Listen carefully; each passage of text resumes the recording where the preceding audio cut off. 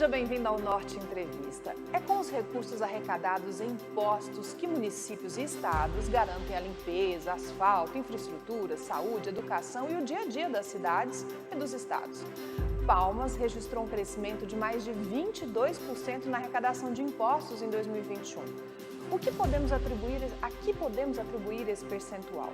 O Norte Entrevista recebe hoje o secretário da Fazenda de Palmas, Rogério Ramos. Muito obrigada pela presença no nosso Norte Entrevista. Eu que agradeço. Eu começo perguntando, 22% de crescimento. A que a gente atribui esse crescimento todo? Parte ao refis ou realmente a economia está aquecendo? Ambos, né? Ah, que bom. Na verdade, são vários vetores que contribuem para esse aumento de receita. Isso desde 2018, quando a prefeita Cintia assumiu a prefeitura, ela nos chamou e existia naquele momento uma questão muito intensa com relação a principalmente o IPTU e outros impostos e taxas. E neste contexto, ela nos solicitou que estudasse uma fórmula e um projeto de lei que pudesse dar contorno a essa situação. Existia um equívoco na forma de pensar a área tributária do município, né? Existe um princípio de direito tributário que é também um princípio da gestão tributária, que é a capacidade contributiva. Você não pode passar da linha da capacidade contributiva, exigindo do contribuinte que ele pague mais do que ele possa pagar, porque vai gerar o quê? A inadimplência. E isso é automático. E, de fato, esses anos anteriores a 2018 geraram um estoque da dívida muito grande. E como as leis tributárias elas são discutidas e votadas num ano para vigorar no outro, em 2019 nós tivemos um IPTU mais ameno, né? E como nós baixamos o valor desse imposto, consequentemente e surpreendentemente, nós tivemos um aumento de receita. Você fala em 22% no mês de 20 para 21, nós tivemos de 18 para cá 66% de aumento de incremento na receita. Isso se deve a essas medidas de desoneração fiscal. Nós extinguimos taxa, extinguimos o IPTU progressivo, que era uma CINT, né, algo bem mal discutido, que elevava o valor dos impostos muito grande e sem cumprir a sua função precípua. O IPTU progressivo ele tem uma função, seriam duas funções precípuas, né? Nós teríamos a questão dos vazios urbanos. Aí você tinha IPTU progressivo num lote de 200 metros, numa quadra de pioneiros de Palmas, como a Arce 71. E também a questão da especulação. E aí eu te digo, esse mesmo proprietário de um lote de 200 metros, pioneiro da cidade, ele é um especulador? Não é. Então, era um equívoco e a gente corrigiu esses equívocos, né? A prefeita foi muito enfática em nos solicitar, em exigir que a gente pudesse mudar isso. E a partir daí nós tivemos um aumento de receita em função disso. Os impostos são estabelecidos no Código Tributário Nacional, lei complementar, né? Assim como no Código Estadual, no Código Municipal, todos da mesma linha, obedecendo um formato nacional. E o IPTU é o imposto sobre a propriedade dos bens, e aí ele incide de três formas. Até a sua incidência, ele pode alcançar o contribuinte de três formas. Ou pela propriedade, o que é o mais comum, ou pela posse ou pelo domínio útil, né? Então, por exemplo, nós estamos já vendo na nossa cidade situações de concessões, né? Concessão do aeroporto. Bom, nós vamos cobrar IPTU do aeroporto, porque a empresa, ela tem atividade privada. Enquanto era o Estado, a figura do Estado ela é imune, mas quando passa para uma concessão de uma empresa, ela já é incidente o IPTU, né? E ao passo que nós temos os adventos da prescrição, que são 5 anos, né, para qualquer imposto. Porém, se o município fazer o que ele faz comumente, se ele executa, interrompe a prescrição, né? Então, um processo de execução fiscal, ele interrompe. Rogério, você falou de três tipos de pagadores de impostos, vamos dizer assim. Sim. Há uma crítica do Refis de que ela acaba auxiliando ou colaborando com aquele que não paga, aquele que de jeito nenhum. Você, com a sua experiência, e esse Refis, né, que foi feito recentemente e que teve uma arrecadação recorde, na verdade, ele não incentiva o não pagador? Qual a análise que você faz do Refis a respeito disso? E por que esse Refis foi tão bem sucedido? Bom, primeiro porque a gente vem de um processo onde grande parte dos contribuintes foram muito judiados, né? Então, empresários, pessoas, né, que perderam o emprego, que tiveram que mudar a sua atividade, que tiveram um decréscimo na sua renda, atividades que praticamente paralisaram, então gerou um processo de falar assim, bom, eu vou deixar de comer ou vou pagar imposto? Eu vou deixar de pagar uma água, uma luz, que pode cortar ou vou pagar o imposto? Então ele chega a este ponto, então muita gente se tornou devedor sem querer. Né? É o coluna do meio aí, né? Então, enfim, é aquele que não tem intenção de ser devedor, mas as condições do momento fez com que ele tivesse. Então, a prefeita, também por lei, instituiu um projeto que pudesse criar o Refis, que também é um convênio com o CNJ, né? Isso é muito articulado, né? A vara de execuções fiscais, até mesmo a cobrança amigável que é instalado dentro do Sejusp, né? Que é instalado dentro do Tribunal de Justiça e também do Fórum. Numa parceria muito grande, a gente conseguiu fazer um modelo que pudesse atender. Este ano, inclusive, nós tivemos a oportunidade até de contratar uma pesquisa para falar assim, realmente, as pessoas gostaram do que viram, isto é, aquele parcelamento foi de acordo com o que ele precisava, o valor das parcelas, enfim, o atendimento conseguiu fazer com que ele pudesse fazer uma boa negociação e a avaliação foi nota máxima, né? A gente realmente, na fórmula, a gente conseguiu fazer com que o contribuinte pudesse promover uma boa negociação e dali, dentro da sua capacidade contributiva, a partir daquele momento, ele possa saldar suas dívidas. Essas dívidas anteriores, você tem que ter um cuidado especial em tratar elas, porque um débito anterior, ele vai se prolongar num parcelamento junto com os débitos vigentes. Então, ele tem que botar isso dentro do orçamento dele, da empresa dele, de uma forma que ele possa se permanecer adimplente. Porque hoje, por exemplo, você faz uma negociação, parcela, mas se você deixa de pagar, a sua dívida volta e volta com aquele juro, com aquela multa lá do passado. Então, é uma situação que a gente tem que pensar bem a hora de fazer uma escolha do formato do pagamento e tudo. Então, o Refis, nós montamos uma estrutura, foram quase 20 dias, né, onde os servidores da Secretaria da Fazenda Municipal tiveram uma atividade intensa, né, um trabalho magnífico, né, nessa negociação, porque é negociação, apresentar as formas. O Tribunal de Justiça, a Vara de Execuções Fiscais, o Sejusp, tiveram lá dentro do próprio Refis, o gabinete do juiz lá, 2 juízes despacharam durante 18 dias lá dentro do Refis. Para quê?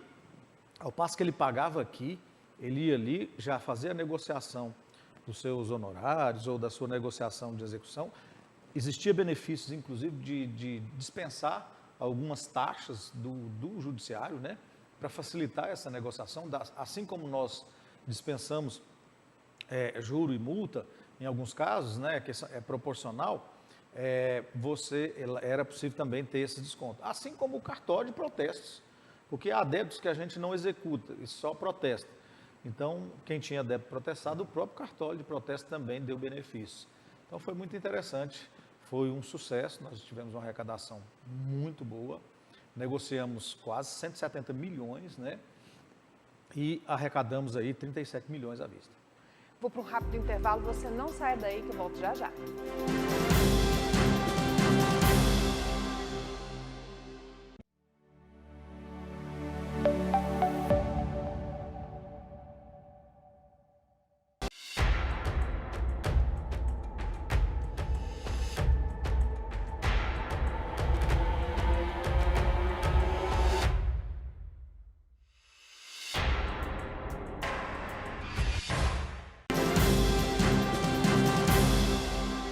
estamos de volta, muito obrigada pela sua audiência. Secretário, quanto o município ainda tem para receber? Qual a inadimplência hoje do município?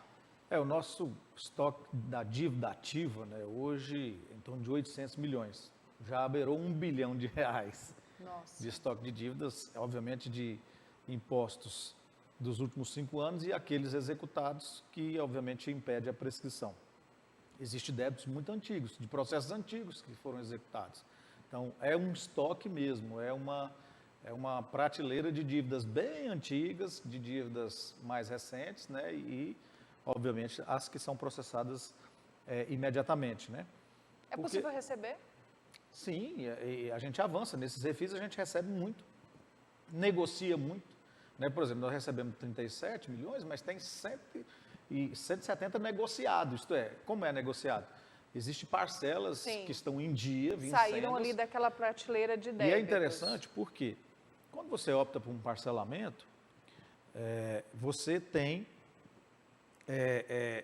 a partir do momento da sua negociação, que você assume, né, ali assina uma confissão de dívida e o seu termo de parcelamento, paga a primeira parcela, você já é um contribuinte que tem certidão positiva, né, você tem débitos, porém com efeito negativo. Isto é, se você precisar contratar com um serviço público, ela vale. Você já consegue. Se você precisar contratar um empréstimo, né, ela vale. Se você precisar fazer um concurso público, também vale. Então, hoje, qual que é o imposto com maior débito? Olha, nós temos o IPTU, que ele é um estoque permanente, né? Ele tem um volume muito grande. Entretanto, hoje a nossa maior arrecadação vem do ISS. Hoje o ISS é a maior arrecadação. O ISS é um imposto sobre serviço, eu considero o ISS um imposto quase que perfeito. Primeiro, ele tem uma alíquota baixa, né? Que varia de 2% a 5% no nosso município. Então, é um imposto que você fez o serviço, por exemplo, você prestou o serviço, foram R$10. Então, isto no máximo 5% disso é o imposto que você deve, certo? Então, não é como você comprar uma mercadoria, que o ICMS, ele é um lastro, né, da indústria, é sob circulação, então ele vem a distribuidora, vem o comércio. E às vezes você está ali com o seu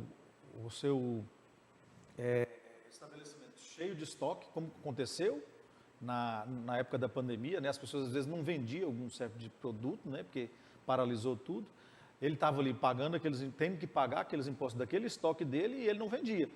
Então, o ISS é só sobre os serviços prestados. Sobre os serviços prestados. Então, Graziela, é muito interessante essa fórmula do ISS, ele só precisa ser aperfeiçoado. Falando em aperfeiçoamento, tem uma PEC sendo votada, assim, sendo votada não, sendo discutida ainda. PEC 110. Na opinião do senhor, ela é vantajosa para estados e municípios? Não? O que os secretários estão fazendo diante disso? PEC 110, até eu sou da Abrasf, né, Associação Brasileira de Secretários de Finanças, sou diretor. Nós temos discutido muito ela e até apresentamos uma proposta para poder melhorar a PEC 110. A gente até não quer que mata, não. Acho que, na verdade, se a gente conseguir simplificar o ISS, simplificar o ICMS, cada um o Estado ficar com o ICMS e a gente ficar com o ISS, é muito interessante, porque a proposta 110 é muito ruim, porque ela praticamente unifica. E o Brasil ainda não está preparado para ser unificação de impostos. Você chega nos Estados Unidos, é um imposto único, tudo bem, está tudo certo. Mas aquilo tem muito tempo naquilo e existe um pacto federativo na distribuição daqueles recursos justa. No Brasil não é. Funciona. Hoje você tem os municípios com os maiores problemas e com a menor arrecadação. O Estado no intermediário e o governo federal com a maior arrecadação. Então, isso nos coloca numa posição, em qualquer reforma, de muita apreensão. Porque se os impostos dos municípios já estão em dificuldade para poder executar os inúmeros problemas que a gente tem no município, imagina se a gente tiver percas, né? Aí sim vai faltar recursos para a saúde, para a educação, enfim, para todas as necessidades do município. Como eu te disse, no município é onde tudo acontece, a zeladoria, o buraco, né, o tapa-buraco, o asfalto, a roçagem, né, a saúde, a atenção básica, né? Aí você tem a própria educação também com atenção básica, né? as crianças todas estão no município, a creche é no município, né, o CEMEIS, né? Então, isso tudo tem um custo muito alto, né, de manutenção e de poder financiar essa máquina pública para poder oferecer esse serviço às sociedades. Secretário, vamos falar um pouquinho do IPTU solidário? Perfeito. Como é que funciona? Nós temos hoje em torno de 158 mil imóveis cadastrados no IPTU. Desses 158 mil, 77 mil são edificados. E desses 77 mil, 30 mil, a prefeita Cíntia concedeu o IPTU social que isenta essas pessoas. São impostos abaixo de R$200. Então, quem tem o IPTU abaixo de R$200, a prefeita Cíntia isentou. Por quê? Primeiro, porque você favorece aquelas pessoas que poderiam ter mais dificuldade de pagar esse imposto, que acrescentavam o estoque de dívida. São pessoas que, a rigor, teriam dificuldade em ficar em débito com o município para ter um empréstimozinho, para ser um micro pequeno empresário, né? Enfim, isso ia atrapalhar muito. E fazer com que as pessoas que, obviamente, tenham mais recursos possam financiar essa parte do IPTU, até porque nós temos outros impostos que financiam o geral. Hoje, 98% das empresas do Tocantins, e eu falo isso porque eu sou também presidente do SEBRAE, são micro e pequenos negócios. Então, a gente tem que ter um preciosismo e um cuidado muito especial com os pequenos negócios. E a nossa prefeita, agora, por exemplo, recentemente, baixou um decreto isentando de alvará de funcionamento, alvará de habites, todas as empresas que se enquadrem numa lista de empreendimentos de pequeno porte, linkados à lei de liberdade econômica, fazendo com que essas pessoas sejam desobrigadas disso e de uma forma possam ter mais rentabilidade, mais flexibilidade na busca do seu sustento. Então, a prefeita estabeleceu um formato dentro da prefeitura, que é onde a gente fala isso fora, as pessoas têm muito apreço, que é normal que o poder público enxergue o contribuinte, quer dizer, como aquele que chega ao município com algum tipo de erro. Ele é culpado até que se prove inocente. O contrário até o que se preza a Constituição brasileira. Então, nós mudamos. Hoje, por exemplo, você quer um alvará de construção, você dá a entrada através de um engenheiro, de um arquiteto, que é um RT, que é um responsável técnico. Em 48 horas, o município te devolve, se não tiver nenhum problema grave, já o alvará pronto. Ele fez a análise em 48 horas? Não, é impossível fazer. Mas ele presume que aquele profissional, aquele RT, né, aquele responsável técnico, que é obrigado a conhecer a legislação municipal e é obrigado a fazer, ele deu entrada no projeto correto. Aí você começa a construir. Se deu algum problema e o fiscal chegou lá e viu que está errado, você vai desmanchar, vai fazer. Agora, mais de 90% são 100%, são sempre acertam. Isto é, não tem problema nenhum nos projetos, não tem erro nenhum. E no passado o quê? 90% daquelas pessoas que davam entrada no projeto eram penalizadas por 10 que fazem os projetos errados. E passamos aqui a notificar os órgãos os conselhos de classe, falar, ó, esse profissional aí fez errado, dá um jeito nele. Porque aí é a forma, inclusive, de valorizar o profissional e valorizar os bons profissionais e, inclusive, as instituições que fiscalizam. Então, isso deu um avanço muito grande, isso deu uma flexibilidade, uma forma da cidade rodar com mais intensidade, né? Então, a presunção do erro não existe na prefeitura. Para a prefeitura, você está certo até que a gente prove que você está errado. E essa mudança cultural é um negócio muito interessante, porque isso desenvolveu muito vários setores da prefeitura. Que outros incentivos são possíveis na Prefeitura de Palmas hoje? Hoje nós temos um incentivo muito interessante, por exemplo, o Palma Solar, né? Todo aquele contribuinte, né, que instala na sua residência ou comércio, né, uma energia fotovoltaica, ele dá entrada na nota fiscal, existe todo um critério de avaliação, né, para ver se realmente a empresa fez tudo corretinho, se está tudo certo, ele obtém o selo verde. Ele tendo o selo verde, automaticamente a prefeitura, no IPTU subsequente, hoje já chegou a 80%, né, que foi no passado, mas hoje aplica 60% de desconto no IPTU. Que bacana. Então, isso é uma forma de incentivo a essa energia limpa, né? De poder tornar cada vez Palmas uma cidade limpa, uma cidade onde o seu conceito ecológico, que nasceu lá no início, possa ser, de fato, de direito efetivado, né? E, obviamente, já caminhando para uma cidade, uma smart city, né? Uma cidade de conceitos modernos, tecnológicos, inovadores e de respeito ao meio ambiente. Infelizmente, nosso tempo acabou, mas eu não posso deixar de fazer uma pergunta para o Pois senhor. não. O senhor chegou a trocar de partido recentemente, mas não se descompatibilizou para se candidatar. Vai apoiar quem nessas eleições? Não descompatibilizando, continuo secretário e, obviamente, sou até inelegível por conta disso. Mas a prefeita Cíntia tem o seu grupo partidário, que eu faço parte, né, que, inclusive dentro do PSDB, que é o partido dela, e todas as articulações que envolvem o partido da prefeita, as escolhas dela, nós estaremos dentro. Tá certo. Agradeço muito a presença do senhor e toda a entrevista e todos os esclarecimentos. Beleza. Espero contar com o senhor outras vezes aqui no Norte Entrevista. Obrigado, Gazela. E a você, muito obrigada pela audiência e até semana que vem.